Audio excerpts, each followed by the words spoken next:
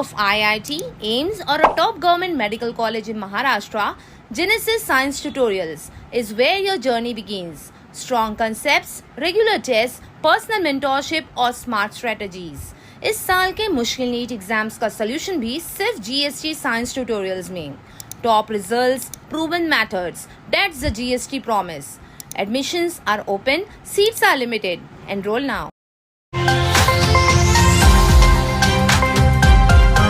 भिवंडी में bus driver पर जानलेवा हमला, पुरानी दुश्मनी बनी हमले की वजह. शहर के कल्याण रोड स्थित वेलकम होटल के पास मंडे रात एक बस ड्राइवर पर 4 लोगों ने मिलकर जानलेवा हमला कर दिया. ड्राइवर काम से वापस जा रहा था जब अटैकर्स ने उस पर लाठियों और हथियारों से वार किया. अटैक पुरानी रंजिश के चलते किया गया, जिसमें ड्राइवर सीरियसली इंजर्ड हो गया, जिन्हें तुरंत हॉस्पिटल एडमिट करवाया गया. भिवंडी शहर पुलिस द्वारा केस दर्ज कर इन्वेस्टिगेशन शुरू कर दी गई है और फिलहाल आरोपी फरार हैं.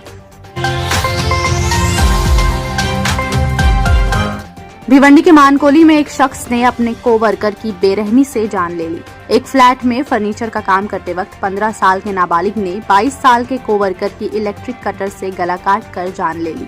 दोनों के बीच छोटी सी बात पर झगड़ा हो गया था, जिसके बाद विवाद बढ़ गया और नाबालिग ने कठोर कदम उठाया. इस मामले में भिवंडी पुलिस ने नाबालिग आरोपी को तुरंत गिरफ्तार कर बाल सुधार गृह भेज दिया है. क्राइम ब्रांच जांच में जुटी है. भिवंडी में एक बार फिर फुटपाथ से हटाए गए ठेले और दुकानें. महानगर पालिका ने दरगाह रोड से ईदगाह तक फुटपाथ पर किए गए अवैध अतिक्रमण के खिलाफ बुलडोजर चलाकर कार्रवाई की. सुबह सुबह हुए इस एक्शन में ठेले, टपरी और छोटी दुकानें हटाई गई. कई लोगों ने विरोध भी किया, लेकिन मनपा ने किसी को छूट नहीं दी. शहर के दूसरे हिस्सों में भी जल्द ही ऐसी कार्रवाई का इशारा दिया गया है.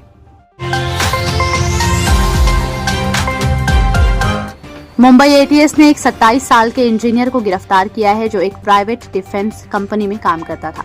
उस पर आरोप है कि उसने इंडियन नेवी के 14 वॉरशिप से जुड़ी सीक्रेट इंफॉर्मेशन सोशल मीडिया के जरिए पाकिस्तानी इंटेलिजेंस एजेंट तक पहुंचाई है. इंजीनियर काम के सिलसिले में रेस्ट्रिक्टेड नेवल एरियाज में जाता था. इन्वेस्टिगेशन के बाद पता चला कि उसने कुछ ऐसे लोकेशंस शेयर किए जो बहुत सेंसिटिव और सीक्रेट थे.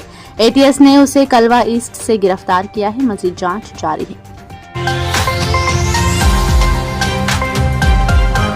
भिवंडी के रसूलाबाद इलाके से लापता हुई 6 साल की बच्ची को निजामपुर पुलिस ने सिर्फ 14 घंटे में ढूंढ निकाला.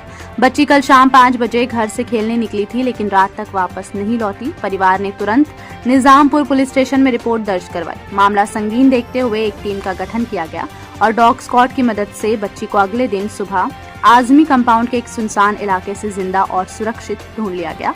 फिलहाल आगे की जाँच की जा रही है. मुंब्रा के कैलाश नगर में एक युवक छत पर गया था, जहां हाई टेंशन वायर से टच होते ही उसे जोर का झटका लगा और उसकी वहीं पर जान चली गई. अब तक ये क्लियर नहीं हो सका है कि वो छत पर गया क्यों था. पुलिस ने बॉडी को पोस्टमार्टम के लिए भेजा है और पूरी जांच शुरू कर दी है, ये देखने के लिए कि ये सिर्फ एक एक्सीडेंट था या फिर कुछ और बात है. घर में और मोहल्ले में सदमे और शौक का माहौल है. वसई विरार की महिलाओं के लिए एक अच्छी खबर है. अब वसई विरार म्यूनिसिपल ट्रांसपोर्ट ने महिला यात्रियों के लिए बस किराए में 50% छूट देने का फैसला किया है.